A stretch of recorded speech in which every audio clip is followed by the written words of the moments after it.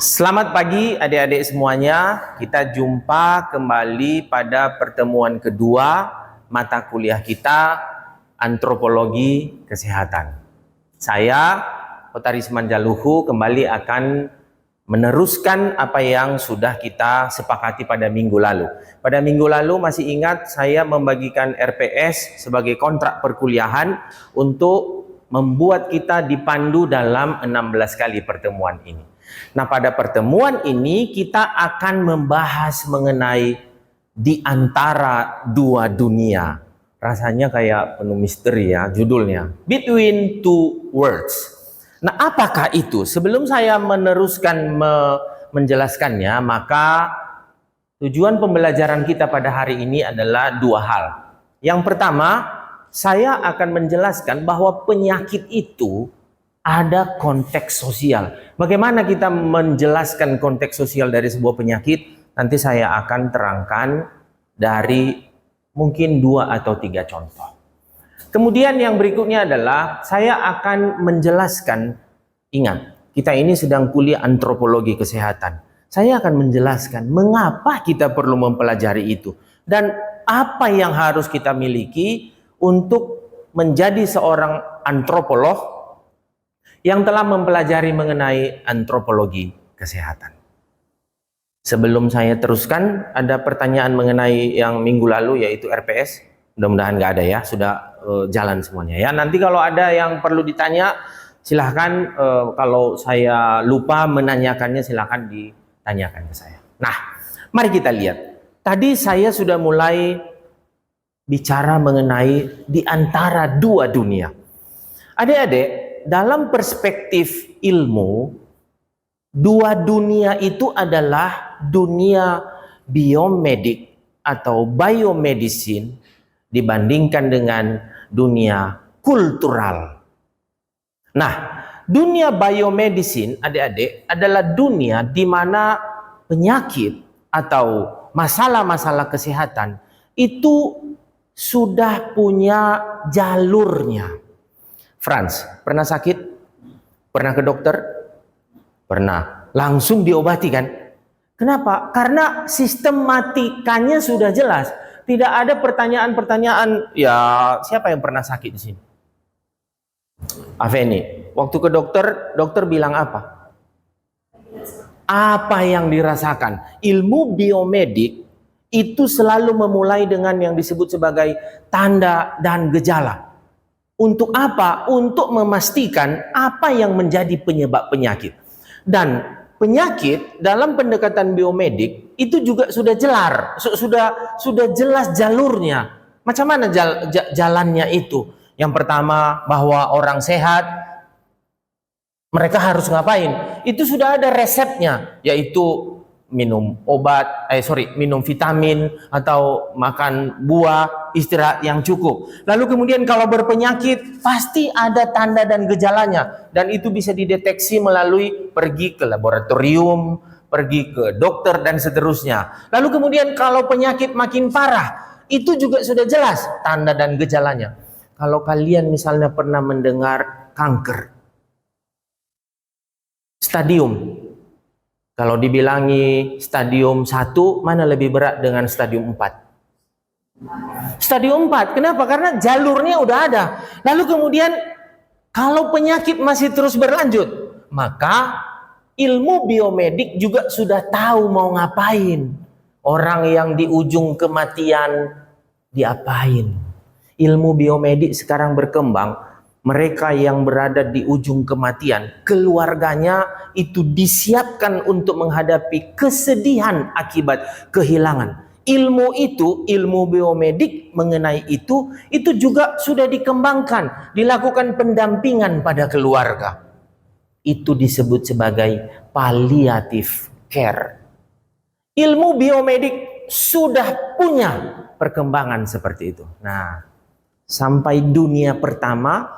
Ada pertanyaan? Adik-adik? Ada? Pas? Oke.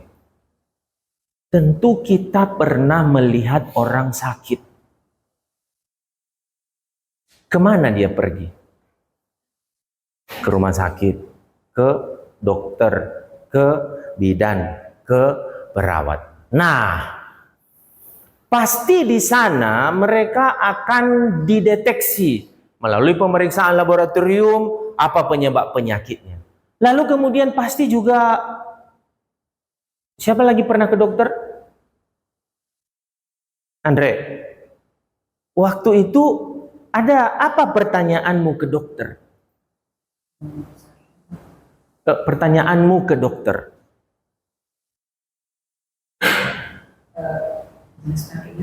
Nah, apa ini, Dok? Supaya kita bisa tahu kenapa. Beberapa hari yang lalu bahu saya sakit.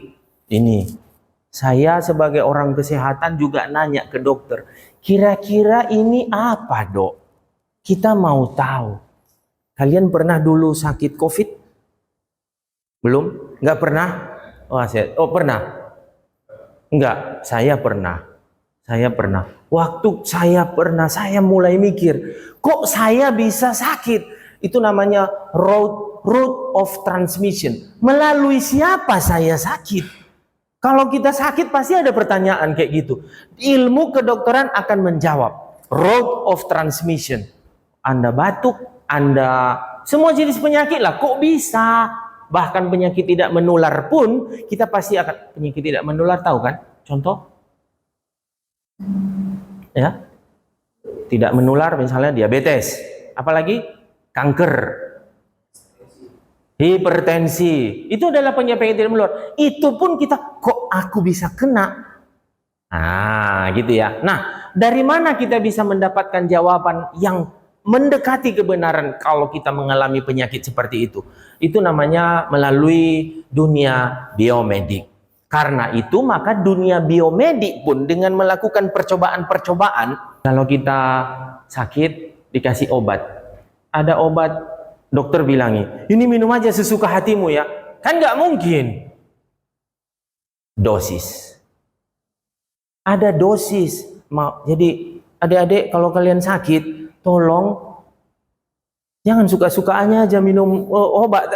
Ada dosis. Kenapa? Karena dengan dosis ini sudah diperkirakan efeknya menyembuhkan.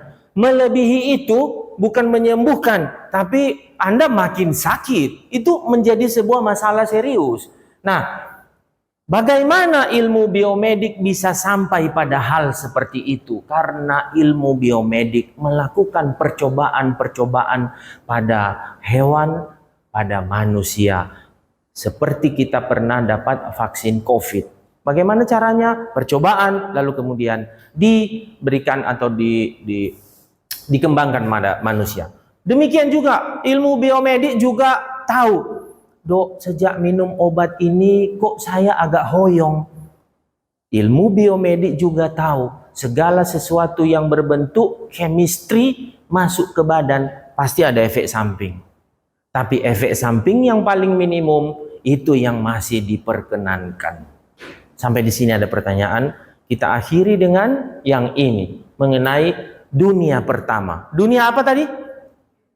Dunia biomedik. Menarik, tapi bukan itu yang menjadi tujuan kita untuk belajar pada hari ini. Sebelum saya pindah ke slide berikutnya, ada pertanyaan? Pas? Yuk, mari kita lihat. Tapi penyakit tidak selamanya seperti itu, adik-adik. Anda kalau saya tunjukkan gambar ini kira-kira Anda ingat apa? COVID. Betul, COVID. Peristiwa COVID dimulai di Wuhan. Bagaimana penyebaran penyakit? Ilmu biomedik itu bicara, misalnya TBC. TBC itu adalah penyakit yang menular lewat pernapasan. Menular di antara keluarga. Tapi bagaimana kemudian COVID bisa menimpa seluruh dunia? Ada yang kita perlu pelajari. Konon, kalau Anda baca literatur, kejadiannya di Wuhan. Betul, pasarnya ada di Wuhan. Tapi bagaimana bisa ke seluruh dunia? Beberapa bulan sebelum meletusnya penyakit tersebut, terjadi atau terselenggara yang disebut sebagai Tahun Baru Cina. Mereka yang berada di daratan Cina mengunjungi keluarganya. Keluarganya ada di mana? ada yang di luar kota Wuhan, ada yang di luar provinsi, ada yang di luar negara. Mereka pergi travel. Sesederhana itu yang mau saya jelaskan. Artinya penyakit, cara menyebarnya itu memiliki sebuah peristiwa yang dapat dijelaskan. Artinya penyakit tidak terjadi dalam ruang kosong, selalu ada peristiwa. Nah, disinilah kita belajar adik-adik yang disebut sebagai dunia sosial, dunia kultural. Apa itu? Adalah dunia di mana penyakit itu ada konteksnya. Dalam contoh tadi penyakit COVID tadi. Kalau orang sakit, nanti misalnya, Andre waktu kamu sakit, dikasih obat, terus minum obat itu. Patuh. Kalian waktu mendengar cerita COVID, lalu kemudian orangnya hendak di lock, mau nggak orang? Ada yang mau, ada yang enggak. Kan gitu kan? Waktu itu saya kena, terus saya memilih melok diri sendiri. Lalu kemudian kami berbagi kamar bersama anak-anak untuk memastikan kami tidak saling menularkan. Tapi waktu kejadian kayak gini adik-adik, Anda lihat TikTok, Anda lihat Instagram, Anda lihat Facebook, ada yang merasa bahwa saya di-COVID-kan, lalu kemudian viral. Kenapa? Karena penyakit ada konteks sosialnya. Ketika berhadapan dengan penyakit yang berhubungan dengan misalnya biomedik, kita ada obat, lalu kita minum obat, selesai. Saya misalnya sudah meminum obat hipertensi atau obat diabetes, saya nggak pernah bilang saya didiabeteskan, kan nggak? Saya dihipertensikan, itu rasanya siapa yang menghipertensi saya? Paling kalau mahasiswa nilainya jelek, saya jadi dihipertensikan oleh mahasiswa. Atau misalnya saya, ya itu, tapi itu nggak ada. Kenapa? Karena konteks sosialnya nggak seperti itu. Nah demikian juga konteks sosial memberikan kesulitan bagi kita dalam mengobati penyakit. Contoh, salah satu masalah besar di Indonesia adalah penyakit TBC nggak sembuh-sembuh. Konteks sosialnya apa? Mari lihat. Penderita TBC, obatnya diminta diambil di puskesmas. Udah? Bayangkan, rolas misalnya. Mau kemana? Kata tetangga, mau ngambil obat TBC. Berani nggak?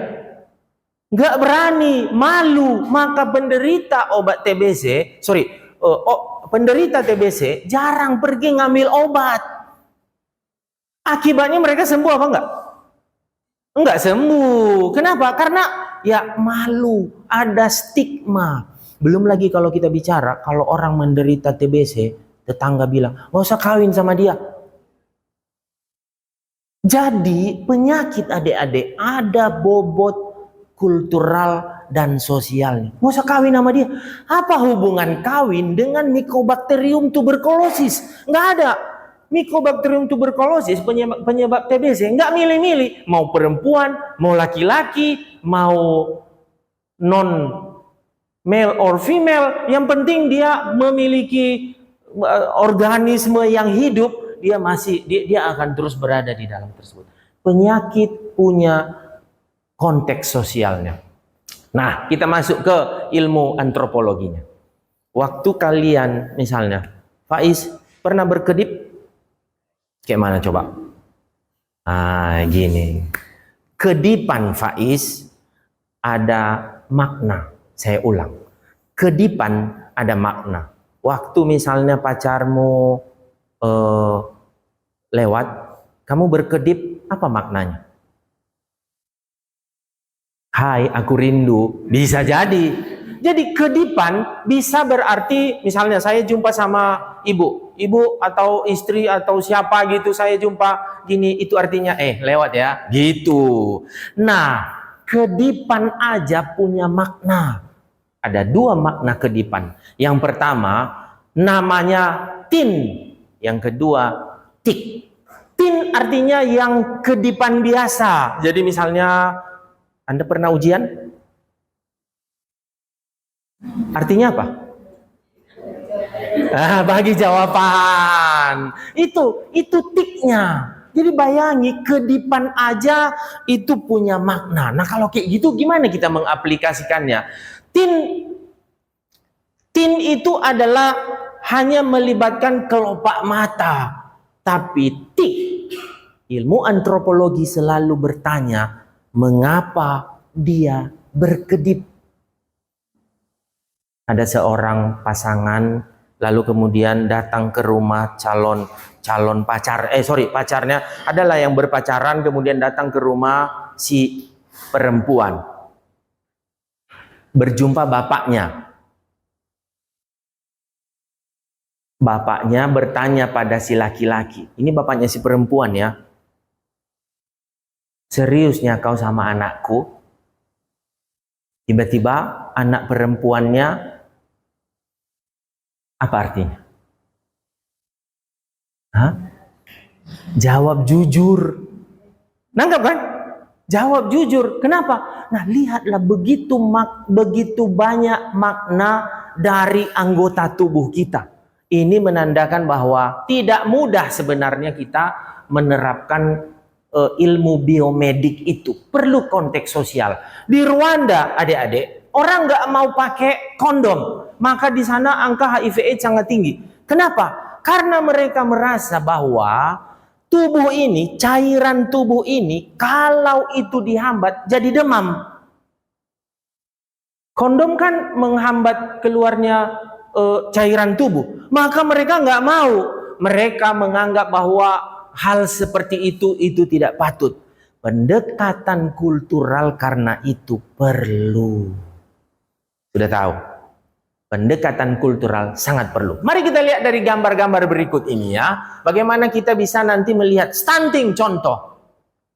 Stunting menurut Tin tahu kan? Yang nampak. Karena infeksi pada ibu, karena infeksi pada anak, karena konsumsi makanan saat rendah. Tapi coba lihat tiknya. Orang atau ibu-ibu ini semua, teman-teman semua. Ibu-ibu ini adalah mereka yang anaknya stunting. Anaknya stunting. Coba Gafar, dia bilang apa? Apa katanya? Coba baca. Tinggi badan. Tahu dia kan? Tahu. Tapi anaknya stunting loh. Rasanya kok kayak sedih lihatnya. Oke. Adit.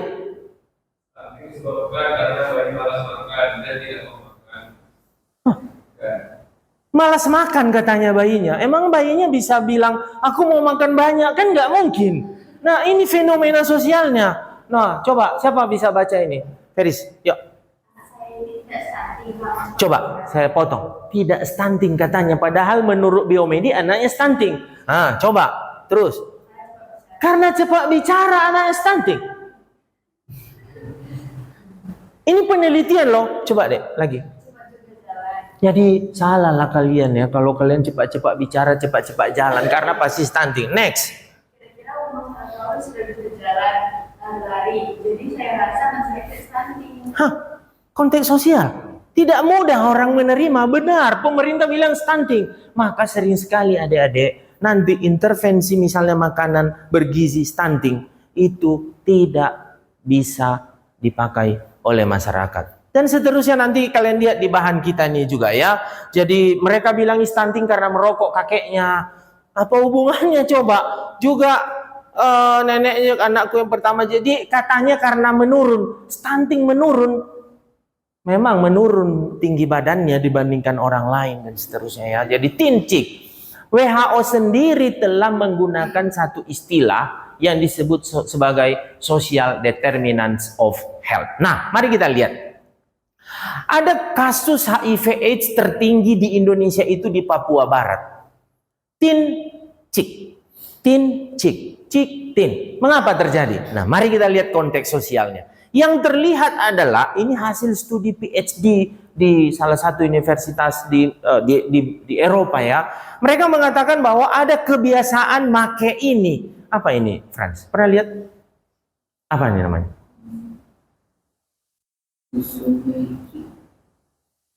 Untuk apa? menaikkan gairah, gitu ya. Obat ajaib, obat yang dikonsumsi sebelum melakukan hubungan seksual, kan gitu. Rame di sana di Papua. Nggak tahu juga. Hah? Rame yang jual. Pernah lihat di sini rame nggak dijual kayak gitu? Beda kan? Beda konteks kan? Nah, ada apa di sana? Ada apa di sana? Ini coba lihat ya. Ini daun asli Papua, Papua loh. Ya, dan seterusnya. Tik. Kenapa? Karena di sana dipentingkan maskulinitas. Konteksnya orang pengen kekar, pengen badan besar, pengen maskulin. Maka ketika mereka melakukan hal-hal yang berhubungan dengan relasi seksual, mereka menggunakan obat-obat yang tadi. Sudah paham? Nangkap ya? Jadi ini ceritanya sebenarnya. Mari kita lihat lagi. Jadi dengan demikian bahwa yang dipentingkan kita punya pemahaman yang holism. Holism artinya adik-adik, kalau sebagai antropologi, jangan cepat ngambil kesimpulan.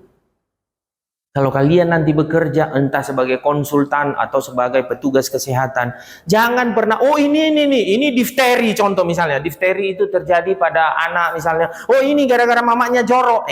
Tenang dulu. Kenapa? Jangan-jangan menular di sekolah. Kenapa di sekolah? Ya karena mereka, ya apalah penyebabnya dan seterusnya ya. Lalu kemudian kita perlu menjelaskan konteks. Tadi Franz sudah jelas mengatakan, nggak pernah lihat itu karena daun dan obat di sana populer di sana. Di sini belum tentu. Mari kita lihat satu contoh terakhir. Tradisi CI. Tradisi CI itu siapa pernah mendengar istilah mararang? Di Batak kita tahu ini mirip mararang.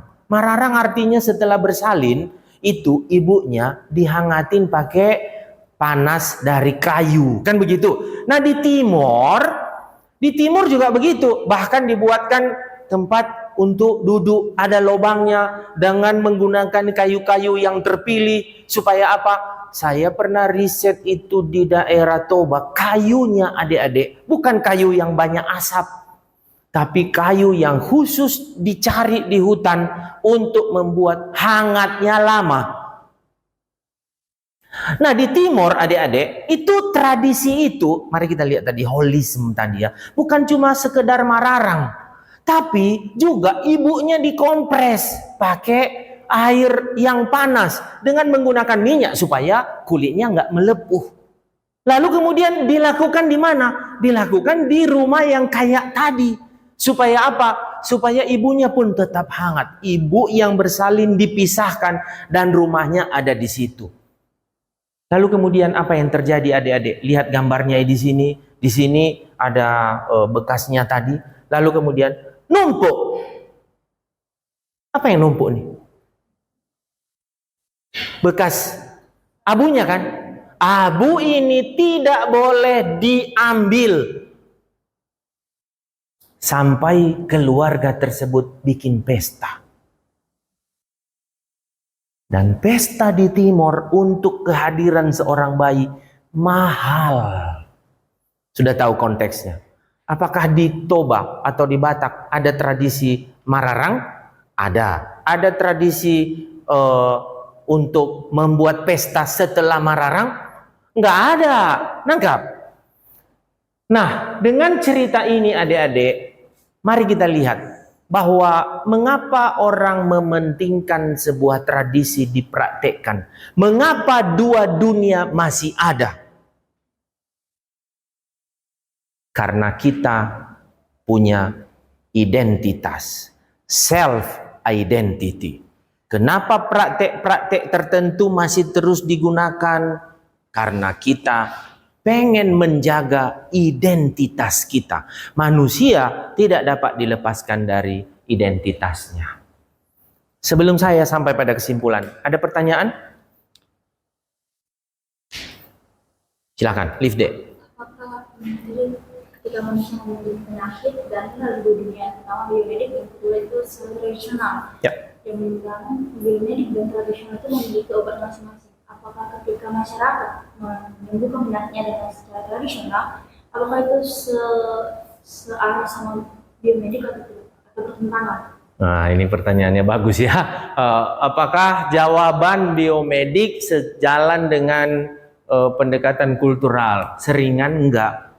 Makanya kadang-kadang orang yang punya obat dari pendekatan kultural pas dirawat di rumah sakit sembunyikannya. Diam-diam dia minum. Atau sebaliknya, orang menunda pergi ke sesuatu sebelum menyelesaikan yang ini. Jadi contoh, dia ke dukun dulu, setelah nggak sembuh ke dukun, baru ke rumah sakit. Atau dia pergi ke rumah sakit, lalu kemudian dia nggak merasa puas, baru kemudian mencari alternatif. Ingat, pendekatan mengenai yang mana dipilih orang juga nggak seragam. Beda, ini yang mana duluan, ini yang mana duluan, ini mungkin combine, ini yang mana duluan.